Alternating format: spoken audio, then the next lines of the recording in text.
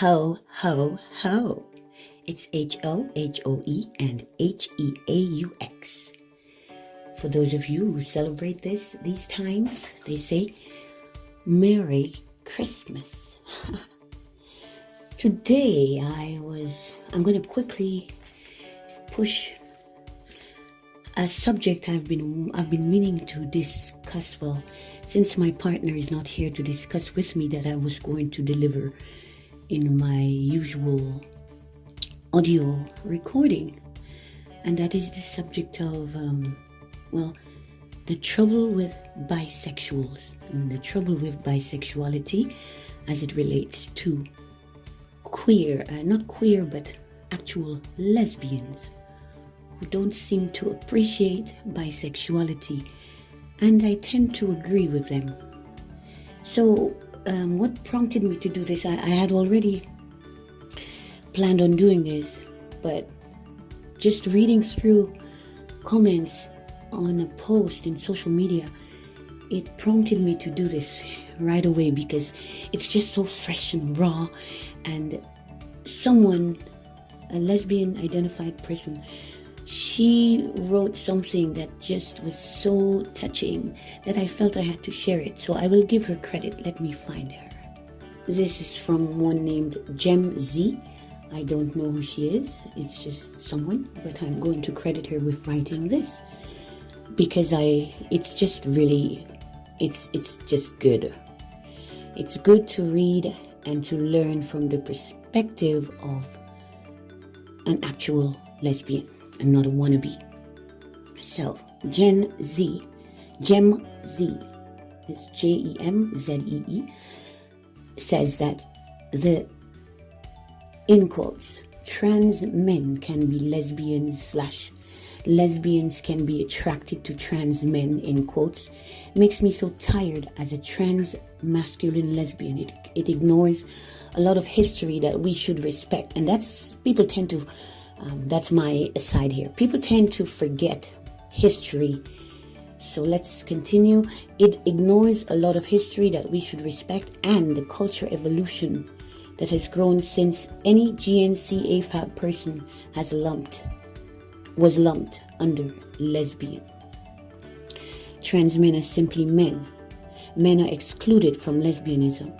If you're a lesbian and pursuing trans men, you're a jackass. If you're a trans man trying to force your way into lesbianism, you are also a jackass. Continuing to include every GNC AFAB into lesbianism misses the point of having an identity that prioritizes other non-men as much as it deliberately excludes men. This also contributes to trans misogyny, where trans women aren't welcome in lesbian spaces, but trans men, because of their assigned sex, are. Also, there's some weird fuck shit I can't put into words where trans masculine, trans femme create false dichotomies of non-binary transition has to involve wanting to present as the opposite sex, which alienates non-binary lesbians while pushing to include literal, actual men. And I applaud this. And I'm going to add something else I just noticed from Gem Z. A good friend of mine on Twitter broke my heart recently, saying they didn't care if someone included men in their lesbianism because it doesn't change it for me. They routinely ignored me begging them to consider how these narratives directly made me susceptible to male predators and how much of my life would have been improved if someone had told me I was experiencing comfort, not genuine attraction, because lesbians aren't attracted to men. And they just said they don't have energy to care, and I can't abide by that. So this subject came from me having planned on doing it, but now today coming across something from Noc Libertas is actually someone I admire, but I have some issues with as well, so we are no longer friends. But I still read the pages of those people I admire. I do admire her. It's just there are some things about her that I can't stomach.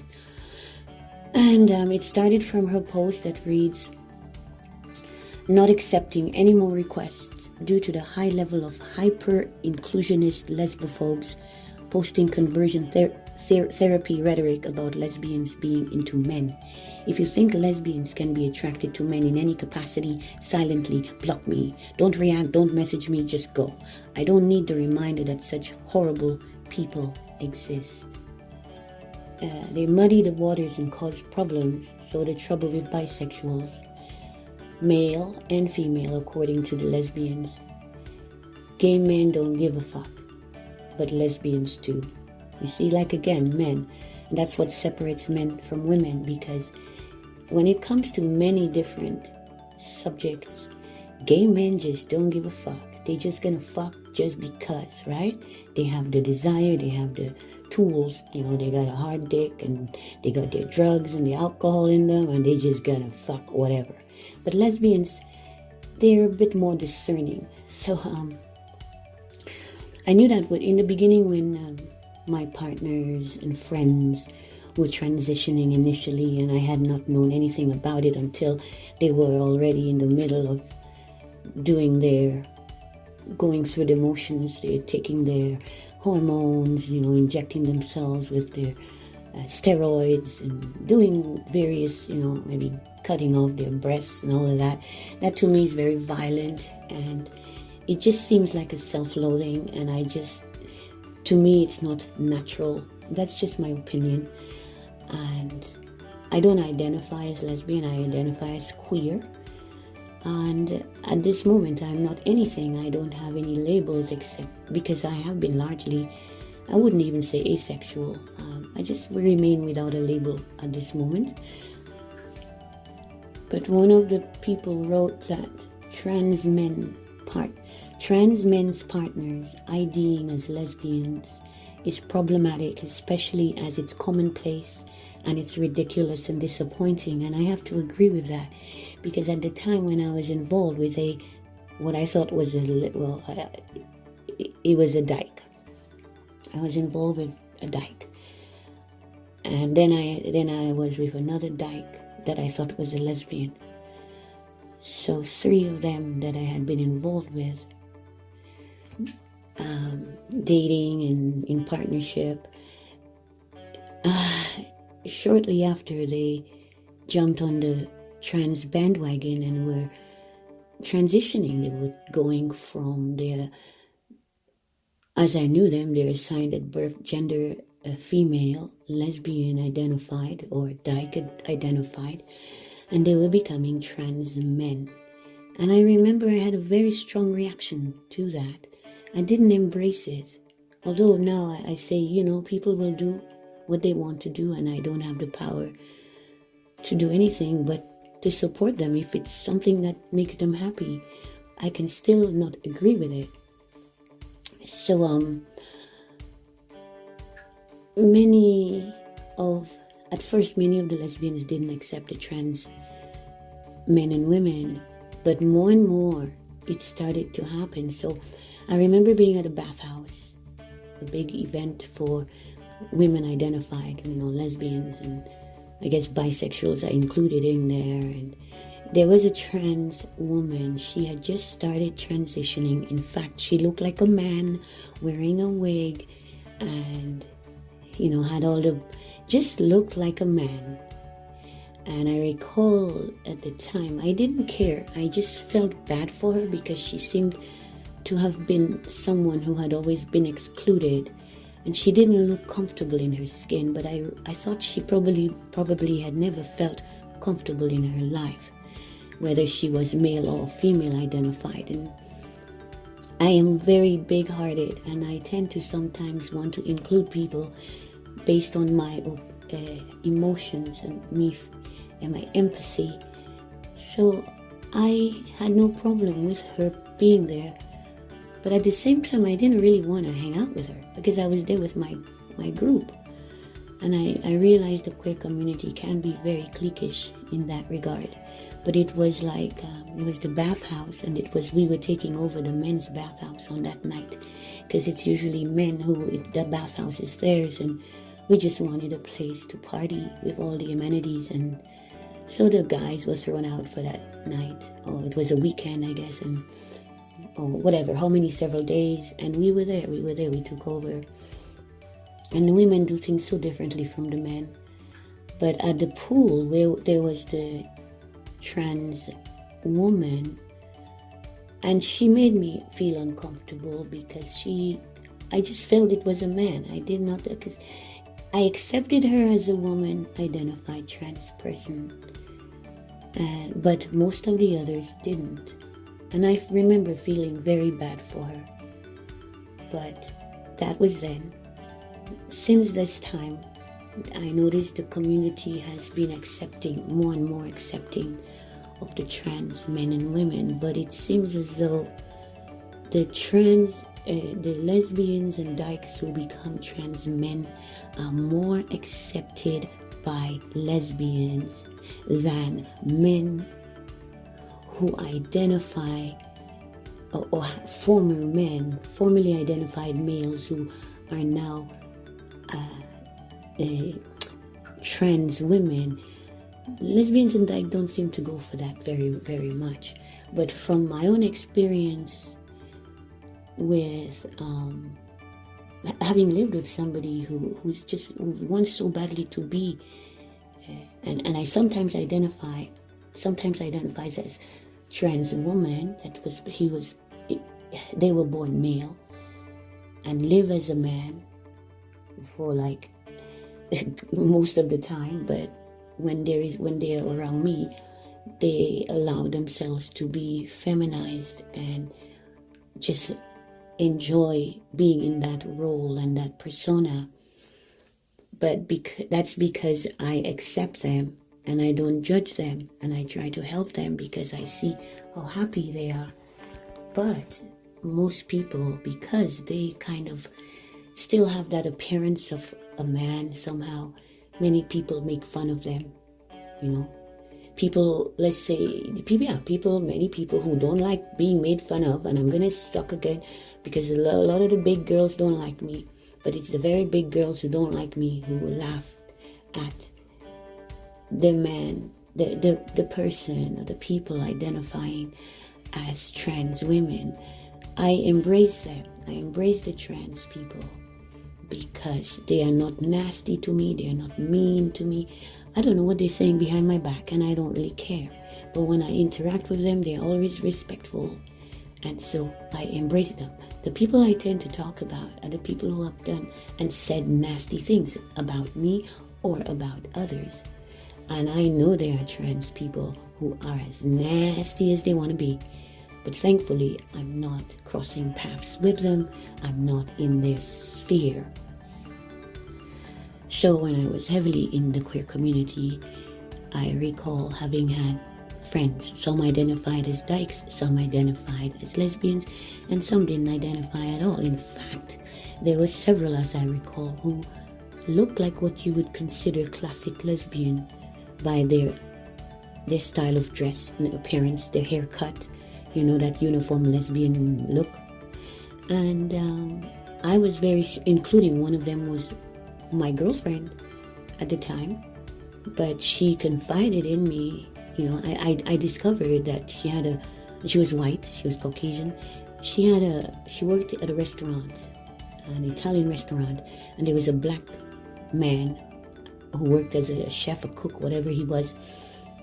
But I got the message from her. She had a crush on him.